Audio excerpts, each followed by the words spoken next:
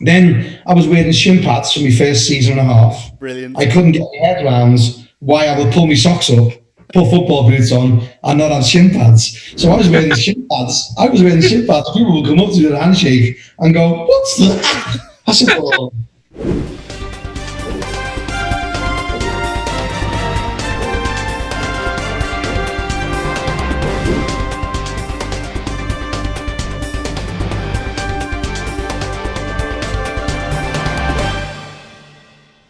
But like I think when we spoke the first time, I was saying to you, you know, I'm a member at Sunderland, and it's probably, you know, if I lived in the Midlands, I'd go to Wolverhampton, or because I live in the North East, I'd go to Sunderland, because they attract people who are worth going to see. That's why I go. Yeah. When I understand that the RA generally, because I've actually presented at RA branches that are smaller than the one I'm a member of, and I've seen how they operate. Because I know there's a big branch near me that can pull in some people who are worth listening to, it justifies the fee for me.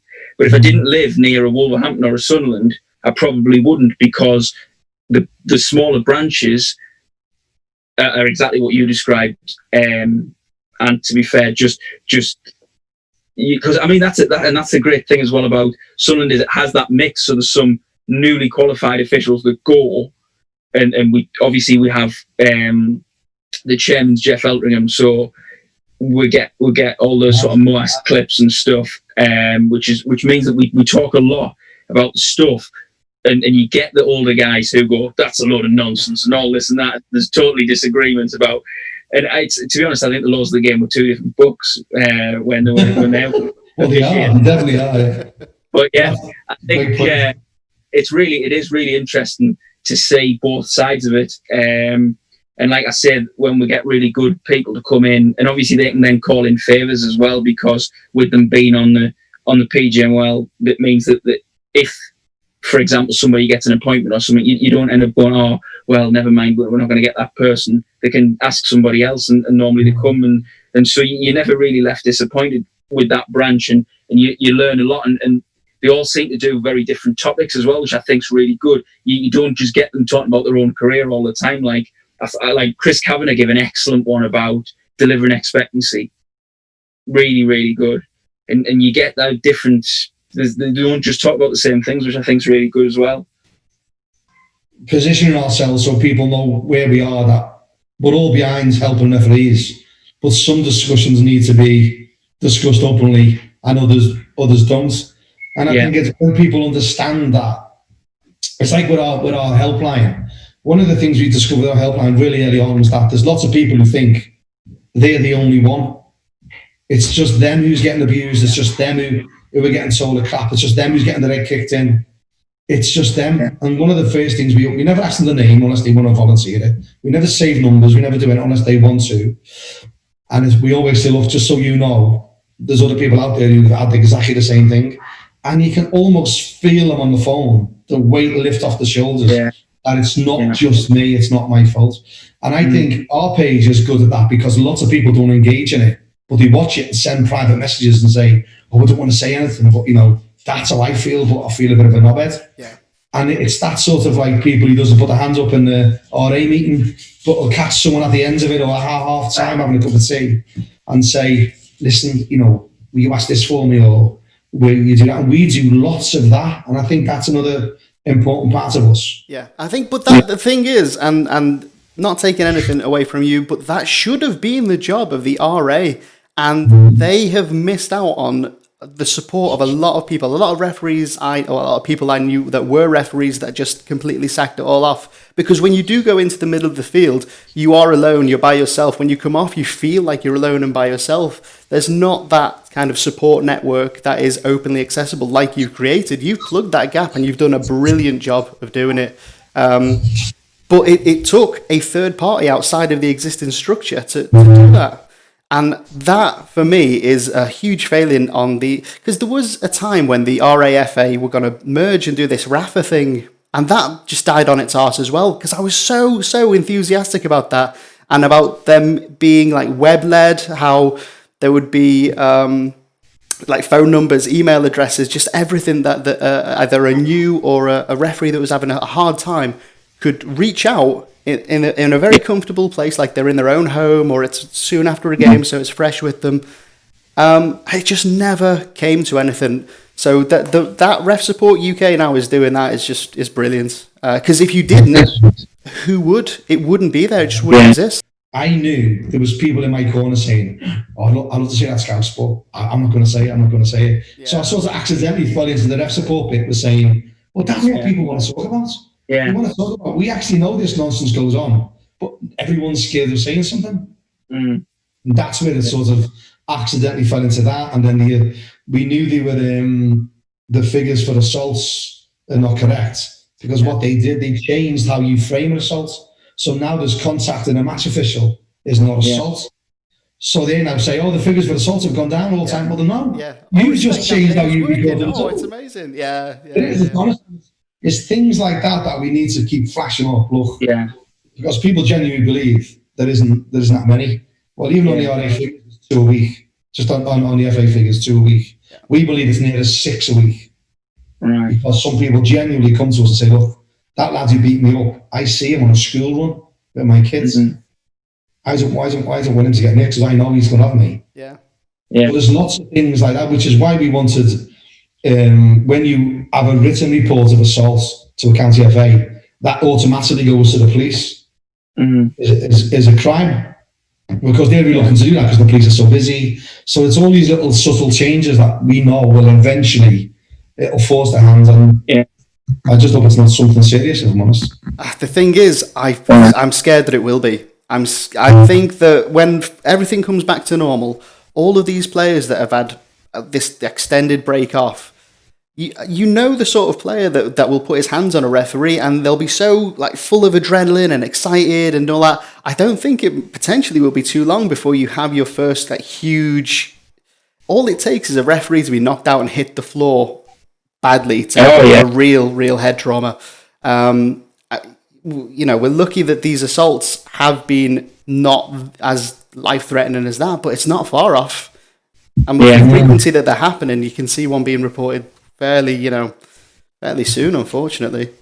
When I've been looking at the statistics to put the articles together, like in the last couple of weeks when I did the one with about racism, obviously I regularly use the statistics about the assaults and things like that, and about numbers of referees and the dropout of referees and things like that. But one of the things that and it's something I've always thought, but it's the first time I've actually written it. When I wrote the racism one, which came out the Friday before the one just gone, the big thing that I think now is a massive consideration is the political climate. And there's no doubt that, and I know that the gentleman, I think it's Sanjay Bahari, who's in charge of Kick It Out, he said exactly the same thing about racist incidents in football, full stop. That they've been on the rise since the outcome of the referendum, and I think everybody's talking about racism now. I think we can all probably agree that there has been a rise in racism, and there seems to be at the moment a lot more members of society feel empowered to say things that are totally wrong. But I think that there's absolutely no doubt. And I wrote this as well, that earlier this season was the first time I've dealt with a racist incident on the pitch, and it was actually the week after or 2 weeks after that the FA then provided all the referees with guidance on that. And I was glad that when I looked at the guidance, there was maybe 1 or 2 steps I didn't follow, but in the majority, the approach that I took without any guidance generally was the right one and was able for the FA to secure whatever they needed to secure to take the punishment. But in terms of the hearing, it went to the national FA and then it came back to the county, and the incident took place in September, and it wasn't until December that we actually sat down. It was actually the Monday before Christmas before we sat down for this hearing, and it's the first time I've had an incident like that. But when I talk to colleagues, and obviously now doing what I'm doing, I'm talking to colleagues an awful lot more, and they say to me, well, yeah, we're starting to hear things, not just racist, homophobic, and all sorts, and it's getting worse and worse. And for those who've been refereeing for sort of as long as I have, 5 or 6 seasons, they can they generally will agree with me in terms of saying, yeah, actually, you know what you say there is pretty much my experience as well, in respect to the fact that, you know, we have seen it. I suppose a decline. We're going to call it a decline in behaviour over those past few seasons, where things are worse. And obviously, you know, Anthony was saying to me before about you going away and coming back and starting to climb the ladder again. I don't know whether you feel that things have changed since you came back to what it was before when you stopped. I mean, particularly obviously on a Sunday morning, where, you know, we're not talking about Saturday football, if we're talking about maybe Sunday morning football, maybe even a little bit worse. It's difficult to say, because when I was climbing the ladder on like the first go, if you like, it was down in Sussex. Now there's a lot of money in just amateur football in Sussex, and now that I'm back refereeing again, it's in Liverpool and Merseyside, where there's no money whatsoever, and teams divisions that used to be like 10 leagues deep with like 2 or 3 or 4 teams of like reserves for the same club. Are now just barely scraping together one team. So, I mean, that sort of landscape has changed grassroots football. But if I was to compare the two, then definitely up in the Northwest, or specifically Merseyside, I, as a referee, have a harder time in experiencing the sort of aggression and you know, that sort of behaviour than I did when I was down in the southeast, and that I don't think is a reflection of the people of Liverpool or Merseyside. However, there is a different attitude to that level of football, both in terms of like hospitality and support and all that sort of stuff. So it's difficult for me to compare the two of where I was, but it's definitely tougher graft up on Merseyside. I won't lie. Yeah. I had the paradoxical effect. I was that player in Liverpool. I don't know if you read my blog. I don't know if you've ever used to seen it. I did a Martin Ziegler again from the Times said, I'd love to know your journey. How did you get to starting at, you know, one of the roughest places in Liverpool, Anfield, where I brought up. It's just, you know, we had a pig as an air freshener. You know, it was so rough. And I was a terrible player, always getting sent off, always very violent. And then I moved down to Somerset, where I am now. I've been down here 30 odd years. So I went from it was classed as the poorest estate in Europe when I left. And I moved to a seaside resort in Somerset called Barrow, little village right by the sea. You know, you're talking about a lad who I never seen a cow till I was about 14, 15. You know, now I moved here. And then, of course, I started playing football. And violence was just my default setting. Yeah. You know, I couldn't get my head around why people didn't want to fight if they tackled me. I just couldn't get my head around it. And long story short, I'll send you my blog on WhatsApp. I actually got a round of applause one game because I didn't hit anybody. For making it 90 minutes. In the dressing room. Right, before we carry on, let's all give Scouts a round of applause. You never punched anyone today. How I got into refereeing was I was suspended. I've been sent off 4th or 5th time, and I was running the line to keep fit. And the lad who was refereeing come over and said, "Oh, you did really well on the line there. You kept up with play." And I said, "Yeah, I'm doing it to keep fit." He says, "I thought you was good. You should take the referee's exam." I said, "Well, I reckon I can do better than you because I reckon you was shit." And he went, "Really?" He said, "Okay." And he challenged me. He phoned me up, no mobiles then, phoned me up on landline, said, "The course is around the corner from where you live. I'm going to pick you up." A typical Scout, so I wouldn't back down. Did the course. My knee was dodgy, my knee was really giving me grief. I thought, give it a go for 1 year. And I got referee of the year by the clubs. But the first game I went to, I walked in the dressing room and these players were going, "Bloody hell, Scouts, are you playing for these?" I said, "No, I'm refereeing." Well, this team I refereed, the previous season, I had a fight with a player and his dad who was watching on the sidelines. So there it was. I just couldn't get my head around it. Then I was wearing shin pads for my first season and a half. Brilliant. I couldn't get my head around why I would pull my socks up, put football boots on, and not have shin pads. So I was wearing the shin pads. People would come up to do a handshake and go, "What's that?" I said, "Oh, I always wear shin pads." Like, and you must have thought you were expecting trouble. Yeah. Because I thought you were expecting trouble, man. Teams have had some rough games. Ref, have you got to wear shin pads? I refereed in Anfield, so yeah, the shin pads were a good idea. It's all in it. So I get that, what you said, Anthony. And I think Nathan with Sunderland and that northeast and the northwest are very similar in a lot of things, if I'm honest. And I think that's a good learning point for people, is how thick your skin needs to be, which would be a good subject for you, Nate. How thick it needs to be in certain areas. Oh yeah, and there's no doubt that it's different elsewhere. And I think, you know, it probably hasn't escaped the attention, although maybe the London-based media don't want to draw attention to it. I'm sure it hasn't escaped the attention of the fact that if you look at the select group, pretty much you could draw a line at the Midlands and say there's maybe one or two below that line, and then the rest of the officials are Yorkshire, North East, Merseyside. You know, you've got a few in the Midlands. Well, I don't know if you noticed when they announced the promotions to 2A and 2B, I did a little map with blue dots and red dots on. Yeah, I saw that, yeah. That was the whole reason I did it. Because if I had said, oh, there's no refs from the south, people, they just turn off. So I let them decide. And other people would go, oh my God. And then we get thrown to the pot that Lee Probert resigned through his injury from Wiltshire. So then Dr. East has just come off. Also from Wiltshire. So there's two more from the south coming off. So when you look at it again, and then you get other people that are in the south, but they've moved there. Simon Long, for instance, is in Cornwall, but he's not from Cornwall. So, but when they got there, you're right, Nate. There is definitely north-south divide. Something, I don't know what it is, but something. Yeah, and Mark Halsey moved, didn't he? Of course. Yeah, he moved.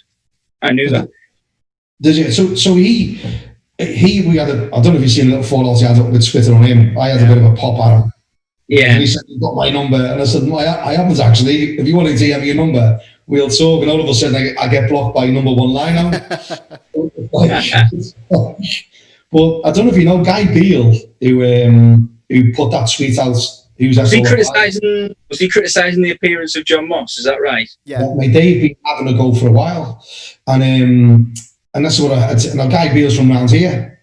When Guy Beale was a FIFA lino, I was coming through into the Football League. So I did a lot of games with him. We never ever got on with him. Yeah. Every bit of online abuse, the same, whether it's a player, a fan, or a fellow referee. Yeah. You can't have someone who's vice chairman of Somerset FA Referees Committee, chairman of the now defunct West Somerset RA, who puts on his profile Somerset FA referee coach, saying someone's fat. Yeah, that was the tweet, wasn't it? Was it like, who ate all the pies? And all then, the pies. Yeah. And then put Tottenham, and then put the hashtag Tottenham. Well, like, what do you get out of doing that? What's all that about? But I find that the higher you progress through the levels, the bitchier that the referees become. And I mean, that's something that maybe that needs to be discussed for another time, but that's definitely something I've experienced. Is if you're going for promotion with the same group of people, I'd have thought, and maybe this was my naivety at the time, that you'd all want to have each other's backs and make sure that you're all like doing as best as each other could, you know, really coming together as a team, as a group that want to progress, and the best ones will. But after a few weeks, you find out that they're shit talking you behind your back, talking about games that you've done, or secondhand information that they found out, or if you was out on the piss before a game or something like that. Not that I ever was, but that was a sort of level of bitchiness and grassiness that was going on. And that was 5-4. That was the 5-4 promotion back in say the beginning of this decade, around the 2010-11, something like that. So I mean, and it hasn't changed. It does. It's still bitchier than the Real Housewives of Cheshire sometimes. And you know, you watch that show and cringe. They should do like the Real Referees of England. That would be a show that you'd be like, what the fuck is this?